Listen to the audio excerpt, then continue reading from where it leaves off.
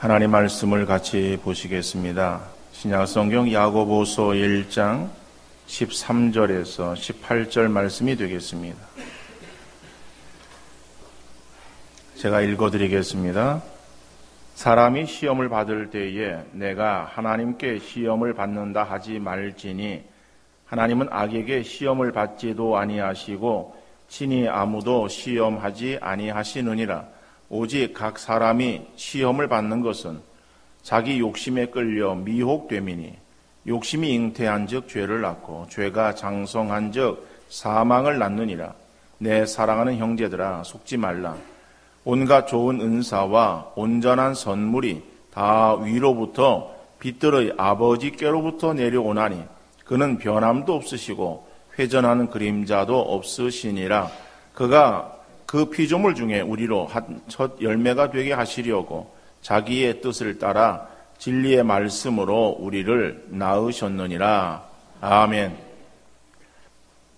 우리 야고보서 1장 11절까지에서는 시련이 찬바람이 불어올 때에 우리 성도가 어떻게 해야 되는지를 세 번에 걸쳐서 말씀을 드렸습니다.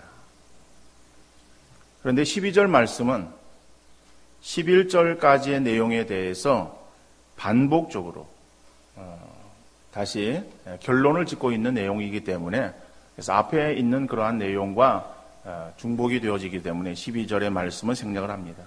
오늘 본문은 13절에서부터 18절의 말씀을 가지고 함께 말씀을 나누려 할 때에 오늘 본문에서는 성도를 시험으로 이끄는 그 유혹의 근본이 무엇이냐? 그것이 바로 욕심이다. 근데 그 인간의 내적인 욕심을 우리가 어떻게 경계해야 될 것인가? 라고 하는 그러한 부분과 그것을 어떻게 우리가 이길 수 있는가? 라고 하는 근본적인 그러한 문제를 다루고 있습니다. 우리가 야고보서 1장에서 보면은 시험이라고 하는 단어가 여러 번 나오고 있습니다. 근데 그것들이 다 같은 의미인가 하면은 같은 의미는 아니에요. 12절까지의 말씀을 보면은 그 시험은 시련이라고 하는 의미로 쓰여진 단어예요.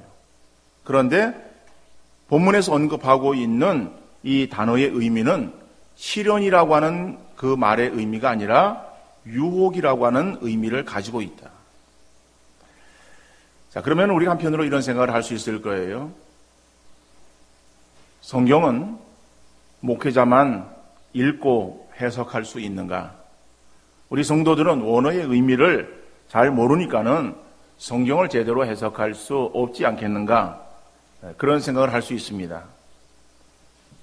그러나 우리가 성경을 읽고 해석할 때에 원어의 의미를 알면은 조금 도움이 되겠지만은 원어의 의미를 모른다고 성경을 읽고 해석하는 데에 어려움이 있는 것은 아니에요.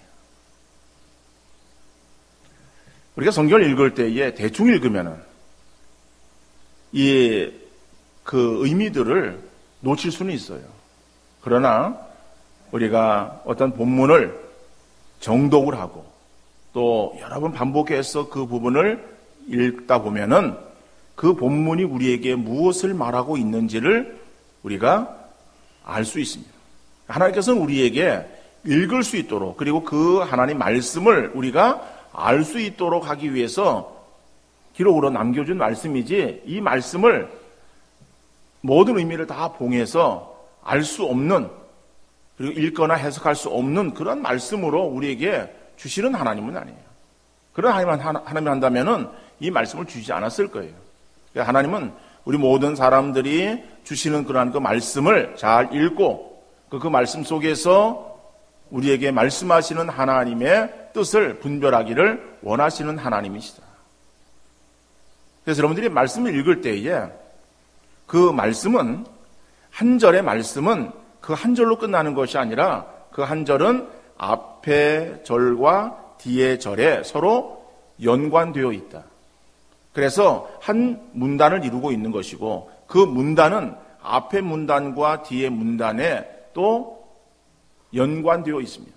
어떤 동떨어진 그러한 그 말씀이 아니라 그 내용 가운데서 그 내용을 부분적으로 내용을 다루고 있기 때문에 그래서 우리가 그 말씀 읽을 때에 그 앞뒤의 말씀들을 자세히 잘 읽어보면은 그 말씀을 정확하게 우리가 이해할 수 있고 그 말씀이 한 절의 말씀만을 딱 가지고서 그것을 이해하려고 한다 보면은 그 말씀을 잘못 이해하게 되어지고 그렇게 하나님 말씀을 이해하고 해석하는 것은 이단이 행하는 방법이에요. 이단들은 이 성경 구절에서 자기에게 필요한 말씀들을 발췌해서 그 말씀들 하나하나만을 봅니다. 성경은 그렇게 하나하나의 말씀만으로 이렇게 떨어져 있는 것이 아니라 서로 앞뒤가 연결되어 있음을 우리가 생각할 때에 그래서 오늘 이 야고보서 1장에 나오는 그 말씀도 마찬가지예요. 시험이라고 하는 그 단어가 하나의 어떤 의미를 가지고 있는 것이 아니라 다른 어떤 의미가 있다. 그러면은 그 의미가 어떤 것인가라고 하는 것을 우리가 꼭 원어적인 사전을 펴고 그리고 그것을 찾아야 알 수 있는가 그런 것이 아니다라고 하는 거예요. 여러분 우리가 이미 보았습니다마는 야고보서 1장 2절의 말씀에서 시험이 나옵니다. 너희가 여러 가지 시험을 만나거든 기쁘게 여기라. 그런데 그 2절에서 그냥 그렇게만 말하고 더 이상 그 시험이 어떠한 것인지 우리에게 설명해 주고 있질 않아요. 그런데 2절의 말씀만을 가지고서는 시험이 어떠한 것인가를 우리가 잘 이해할 수 없을지라도 그 다음에 나오는 3절의 말씀을 계속해서 읽어보면은 3절에서는 시험이라고 하는 단어를 반복하고 있어요. 반복하는데 똑같은 단어로 시험이라고 하는 말을 쓰는 것이 아니라 그것을 다른 의미의 단어로 사용하고 있다. 그러면은 2절에서 시험이라고 하는 그 단어의 의미가 무엇인지를 모른다 할지라도 2절을 읽고 3절을 읽다 보면은 그러면은 2절에 나오는 시험이 3절에서 다른 의미로 사용되어지고 있으며 그것이 2절에 대한 해석으로 우리가 이해할 수 있습니다. 3절 말씀 보면은 이는 너희의 믿음의 시련이 인내를 만들어내는 줄 알미라. 그래서 그 시험은 믿음의 시련을 말하는 것이구나 라고 우리가 그렇게 이미 보았습니다. 자, 그래서 12절까지에 쓰여지는 그러한 시험은 시련이라고 하는 그러한 단어로 의미로 쓰여진 단어예요. 그런데 13절에서부터는 12절까지의 의미와는 다른 의미로 사용되어지고 있습니다. 13절의 말씀 보면은 오늘 본문이죠. 사람이 시험을 만날 때에 내가 하나님께 시험을 받는다 하지 말지니. 자, 그런데 12절에서부터 그러니까 13절의 말씀은 12절까지의 말씀과 문단이 달라지는 거예요.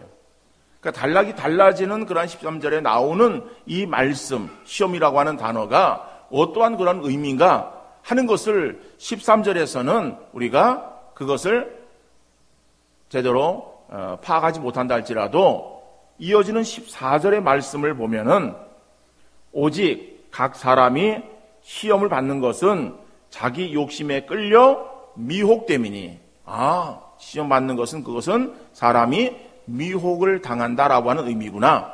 그래서 이 시험은 미혹이라고 하는 그런 의미를 가지고 있는 그러한 단어예요.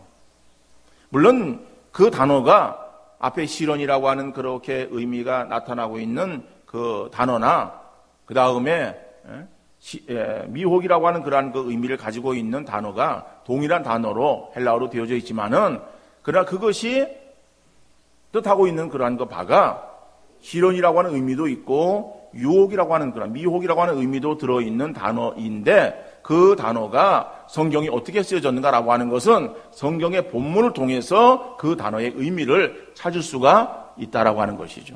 그래서 오늘 이제 13절에서부터 나오는 오늘 본문의 말씀 속에서 보면은 시험이라고 하는 것은 이것은 앞에서 말하고 있는 시련을 말하고 있는 것이 아니라 유혹을 말하고 있는 것이다. 자, 하나님은 사람을 연단하시지만은 유혹하시는 하나님은 아니십니다. 사람이 유혹에 빠지는 것은 자기 마음속에 욕심으로 인해서 미혹되기 때문이다. 여러분 성경에 보면은 하나님께서 사람들을 시험하시는 내용들이 나오고 있습니다. 창세기 22장 1절에 보면은 그 일 후에 하나님이 아브라함을 시험하시려고 그를 부르시되 아브라함아 하시니 그가 이르되 내가 여기 있나이다. 여러분 창세기 보니까는 하나님께서 아브라함을 시험하셨다라고 말씀하고 있어요.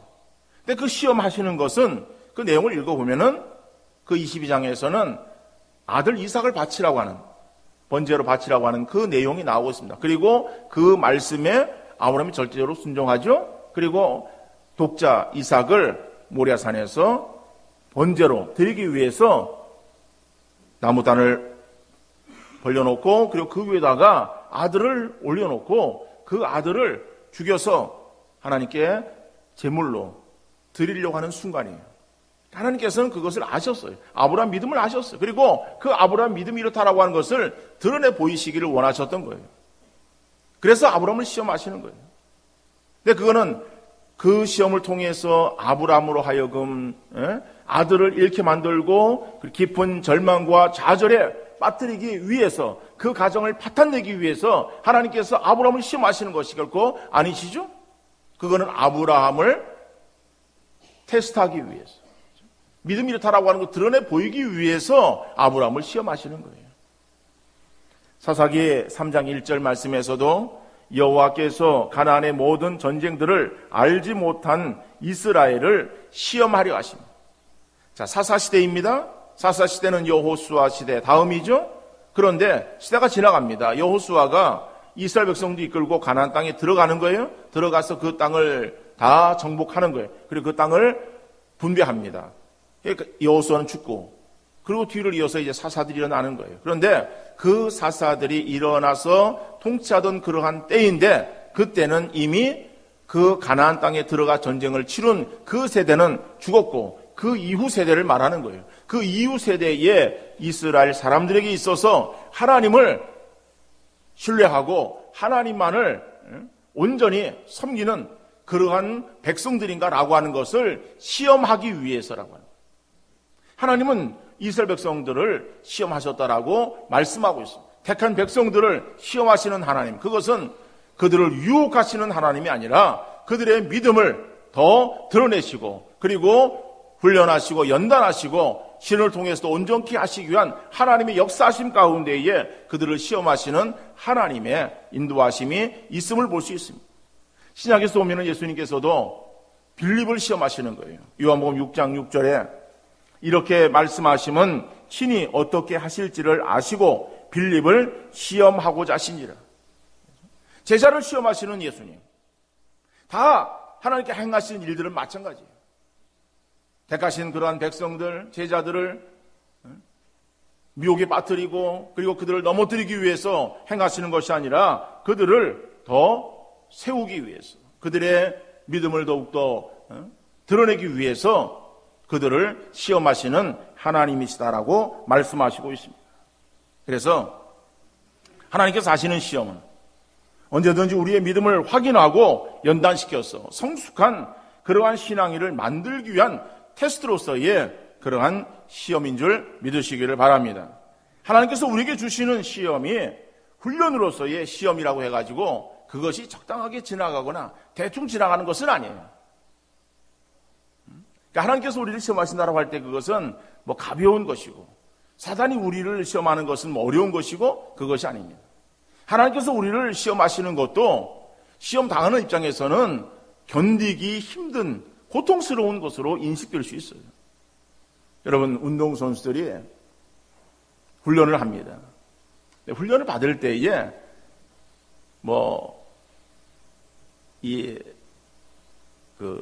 잘하지 못하는 그런 선수들, 이런 선수들에게 있어서는 훈련의 강도도 심하지 않을 거예요.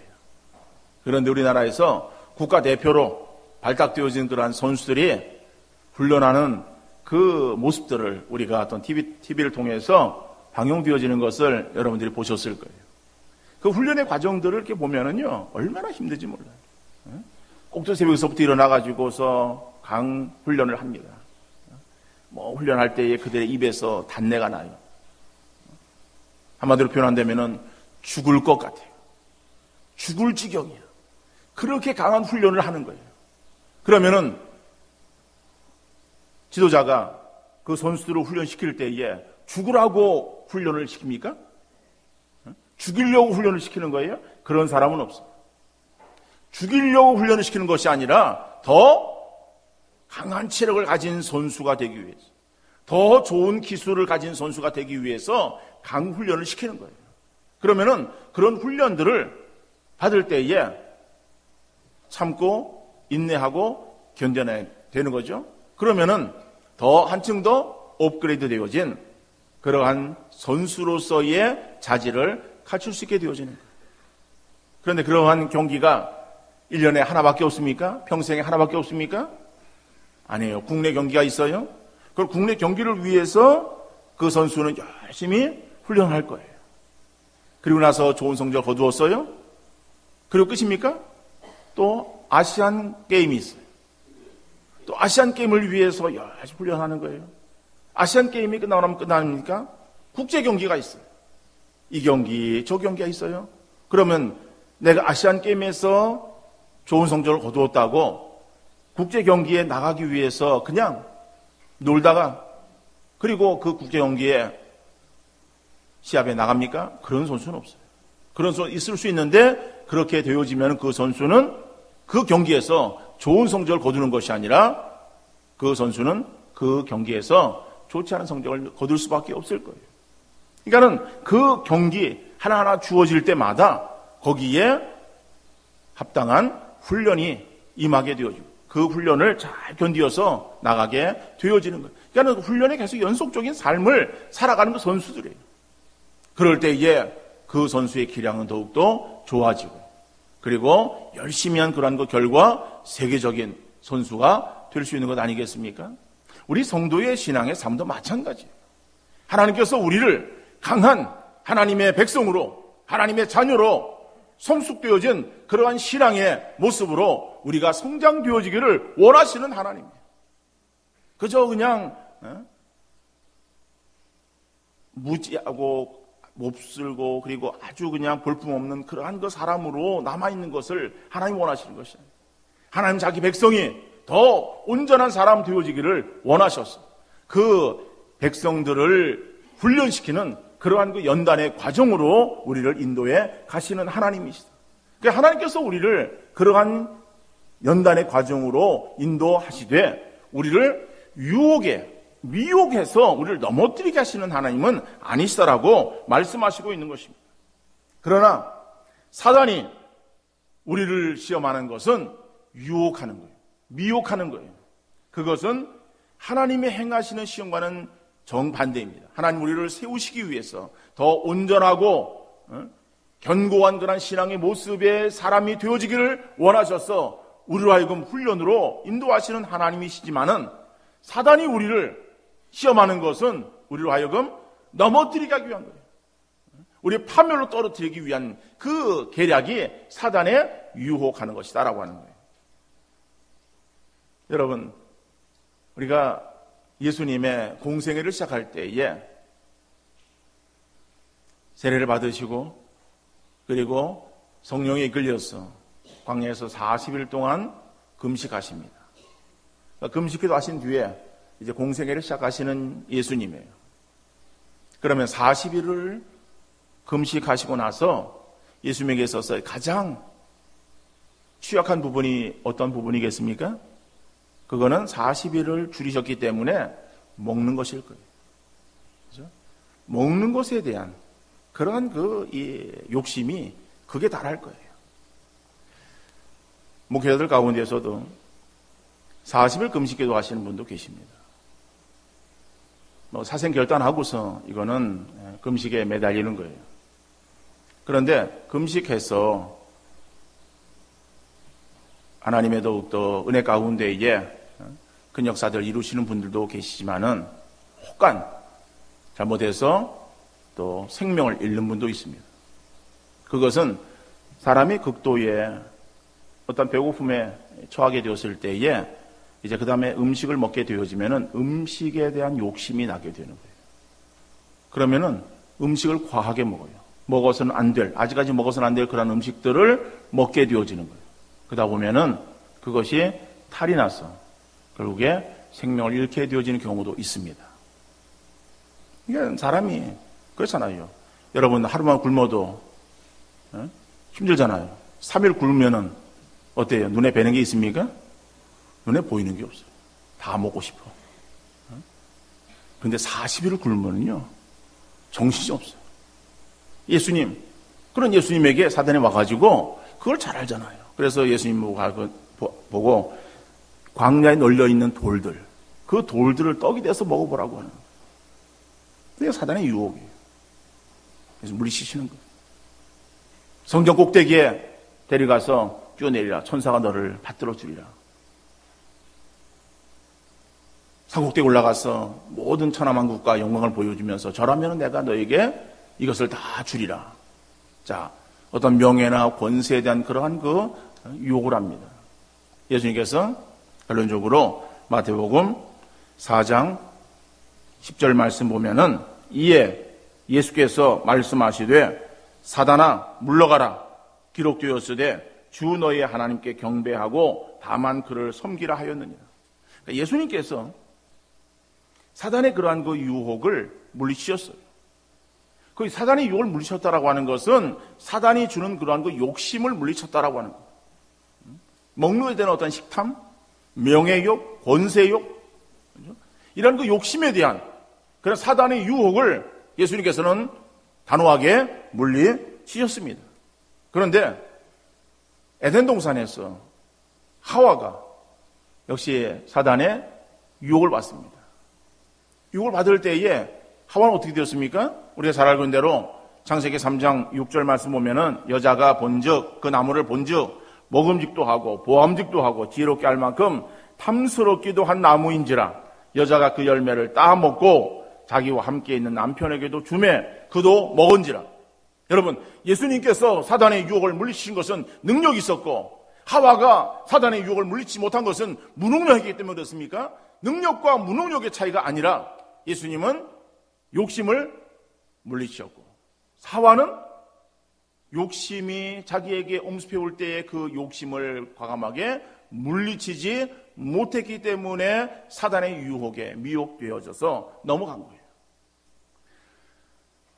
여러분, 욕심이라고 하는 것이 무엇입니까? 욕심은 사전적인 의미는 어떠한 것을 정도에 지나치게 탐내거나 누리고자 하는 마음, 이게 욕심이에요. 정도에 지나치게 탐내거나 누리고자 하는 마음이에요. 이게 욕심인데 하와가 사람이었잖아요. 사람은 사람의 그러한 그 정도가 있어요. 그 사람의 정도에서 사단이 뭐라고 하와를 욕하는가 하면은 네가 이것을 먹으면은 내 눈이 밝아져서 죄악을 아는 일에 하나님과 같이 되리라. 하와에게 있었어야 하는 말이 너 이거 먹으면은 너 하나님과 같이 되리라고 하는 그러한 그 마음을 그에게 주었어요. 그러니까는 그러한 욕심, 내가 하나님처럼 돼? 정도에 지나치는 것. 이러한 그 마음을 결국에는 하와가 갖게 되어지고 그런 마음을 갖고 나무 열매를 보니까 어때요?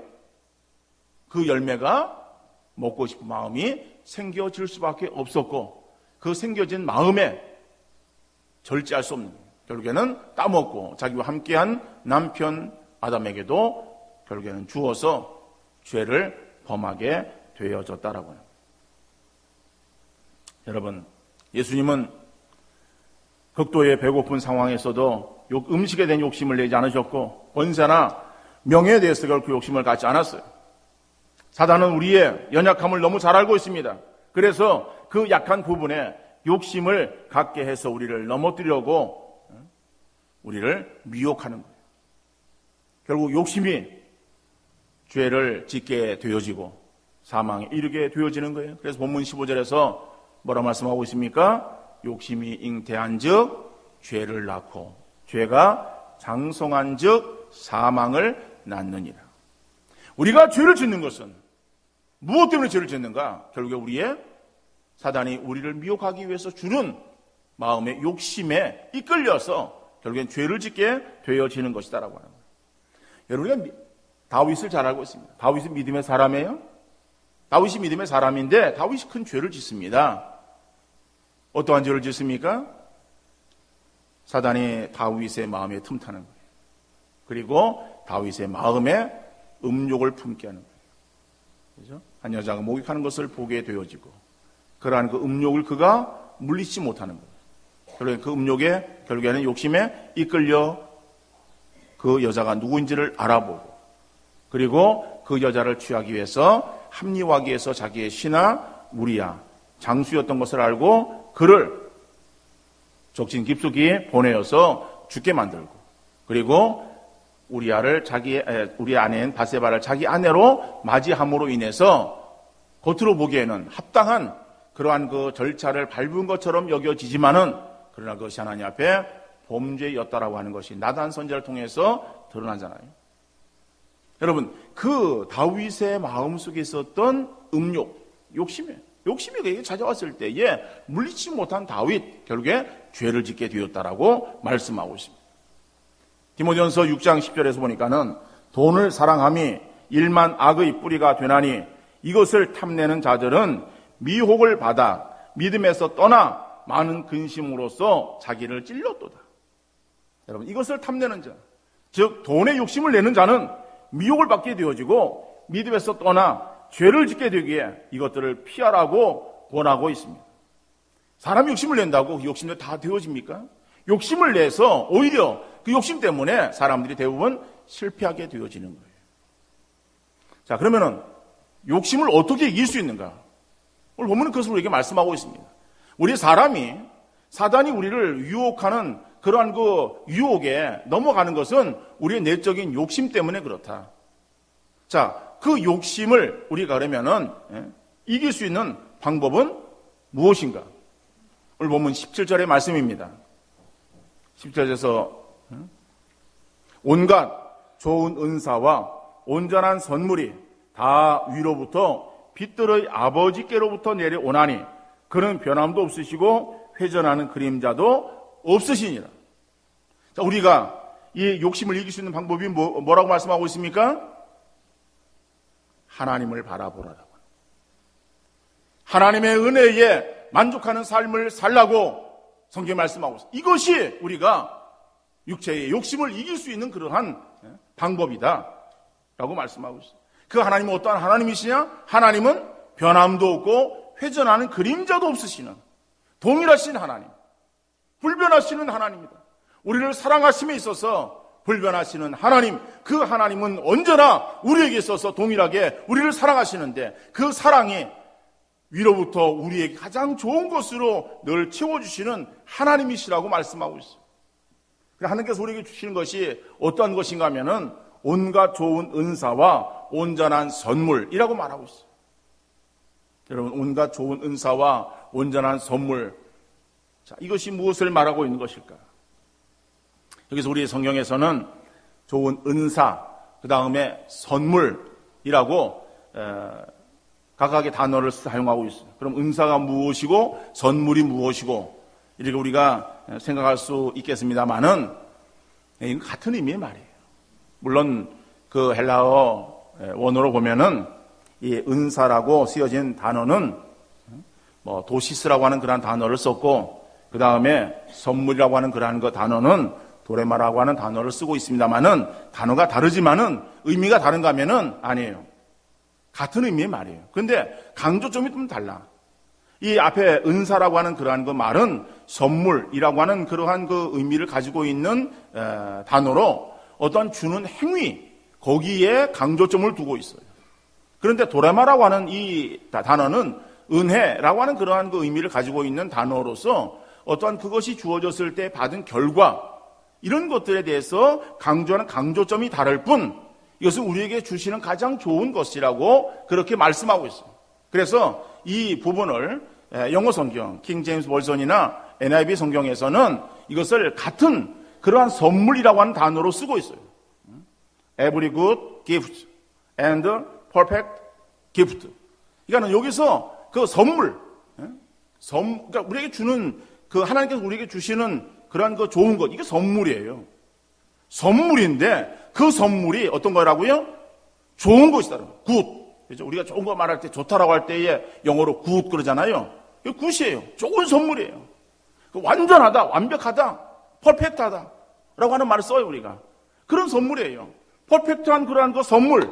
그러니까는 이것은 뭐 앞에 좋은 은사, 무슨 뭐 선물 이런 것이 다른 어떠한 의미의 말이 아니라 같은 말에 대한 반복이에요.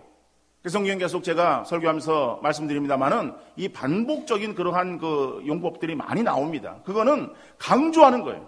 하나님께서 우리에게 주시는 것은 가장 좋은 것이다. 그 위로부터 빛들의 하나님께로부터 우리에게 내려오는 거예요. 그게 우리에게 주어지는데 내게 주어지는 것은 내게 있어서의 가장 좋은 것, 가장 좋고 가장 완벽한 그러한 것으로 하나님께서 나에게 채워주시는 하나님이시다라고 말씀하는데 그 하나님은 변함이 없는 하나님이에요. 기분 좋을 때만 주고 기분 안 좋을 때는 안 주는 그러한 인간적인 하나님이 아니라 정말 변함이 없는 그러한 그 하나님이 나의 아버지다. 빛들의 아버지께로부터 내려온 하나님. 그렇죠? 그러니까 그 아버지 하나님께서 우리에게 주시는 가장 좋은 것이라고 그렇게 말씀하고 있어요. 여러분, 그렇기 때문에 우리는요, 자꾸 사람들은 주변을 둘러보아요. 주변을 둘러보면서 다른 사람에게 있는 것, 그것이 내게는 왜 없는가라고 하는 것을 생각하는 거예요. 여러분, 그러죠? 다른 사람을 바라보는 거예요. 그래가지고 다른 사람이 있는데 나에게는 왜 없는가? 없는 그것을 우리가 자꾸 가지고서 불평하는 거예요. 얼마나 참 어리석은가 하는 거예요. 여러분, 예전에 여러분들의 자녀들을 키웠을 때라든지 아니면 지금 손주를 키울 때든지 이렇게 보면은 그런 경험들이 있을 거예요. 아이들이요. 조그만 아이들이 뭐 형제가 이렇게 있을 때도 보면은요. 어떤 그 아이는 욕심이 많아. 그 욕심이 많은 아이는 그 형이나 동생하고 싸워요.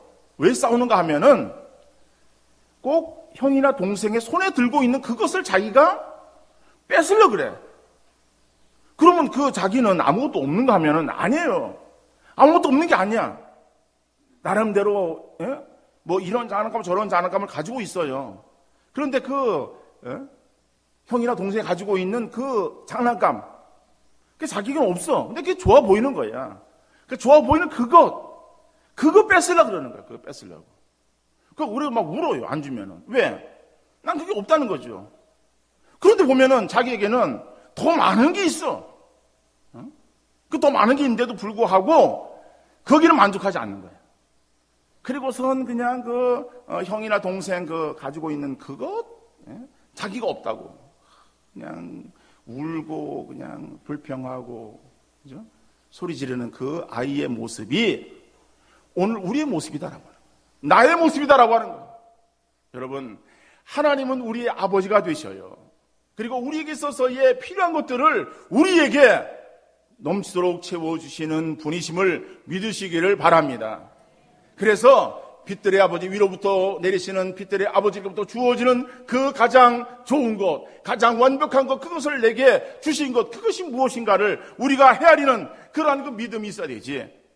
그 믿음은 온데간데 없고 다른 사람 바라보면서 자꾸만 욕심내서 그것을 내 것으로 만들려고 하면은요, 우리 욕심 주머니는 한이 없어요. 우리 욕심 주머니는 우리가 평생 동안 채워도 채워지지 아니합니다. 그러니까 사람들은요, 그 채워지지 아니하는 그 욕심 주머니를 채우려고 발버둥을 치다가 결국엔 죽어가는 거예요. 그 삶에 만족함이 있습니까? 만족함이 없어요. 늘 불만족스러운 거예요. 늘 불평하는 거예요. 디모데전서 6장 7절 8절 말씀 보니까는 우리가 세상에 아무것도 가지고 온 것이 없음에 또한 아무것도 가지고 가지 못하리니 우리가 먹을 것과 입을 것이 있은즉 족한 줄로 알 것이니라. 빌보 4장 11절 12절 말씀에 내가 궁핍함으로 말하는 것이 아니니라. 어떠한 형편에든지 나는 자족하기를 배웠노니 나는 비천에 처할 줄도 알고 풍부에 처할 줄도 알아. 모든 일 곧 배부름과 배고픔과 풍족과 궁핍에도 처할 줄 아는 일체의 비결을 배웠노라. 여러분, 가장 좋은 그것들로 우리의 삶에 허락하시는 하나님은 변함없는 분이십니다. 그는 변함이 없고 회전하는 그림자도 없는 하나님이에요.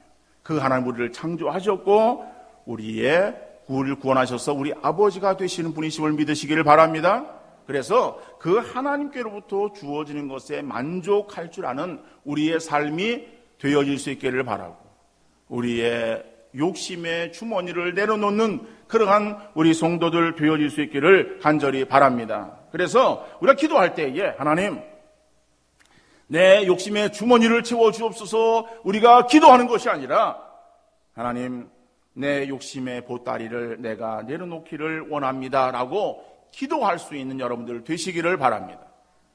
왜냐면요, 욕심의 보따리는요, 내려놓기 너무 아까워. 이걸 내려놓기 너무 아까워요. 그러니까 내려놓기가 쉽지 않다는 거예요. 그렇기 때문에 우리가 기도해야 돼요. 그래서 바울이 그것이 없어서 그런 것이 아니에요. 바울의 믿음이 성숙되어지면서 그가 하나님을 더욱더 바라보는 거예요. 그가 하나님의 그의 심령의 전부가 되시는 거예요. 그러다 보니까는 자기의 욕심의 주머니가 점점 비어가는 거예요. 여러분, 우리 욕심의 주머니가 점점 채워지면요, 하나님이 온데간데 없는 거예요. 근데 하나님이 우리의 심령 가운데 채워지면은 욕심의 주머니가 점점 우리가 적어질 수 있는 거예요. 그러니까는 욕심이라는 그것을 그냥 우리가 내려놓고 사단이 우리를 유혹하는 그러한 그 욕심, 이것을 우리가 물리친다? 이거는 우리가 할 수 없어요. 우리가 하나님을 더욱더 바라보는 거예요. 하나님이 내게 주시는 것이 어떠한 것인가라고 하는 걸 헤아리는 거예요. 그런 헤아린 믿음이 우리에게 더욱더 풍성해지면 우리의 욕심의 보따리가 우리에게 점점 줄어들고 긁은 것이 우리에게 있어서 떠나게 되는 것이죠. 사단이 우리를 미혹하는 그러한 그 욕심을 우리가 과감하게 물리칠 수 있고 욕심에 우리의 이끌림을 받지 않을 수 있게 되어지는 것이다. 여러분, 하나님은 우리에게 있어서 가장 우리의 상황을 잘 알고 계시고 우리를 사랑하시는 그러한 분이심을 믿으시기를 바랍니다.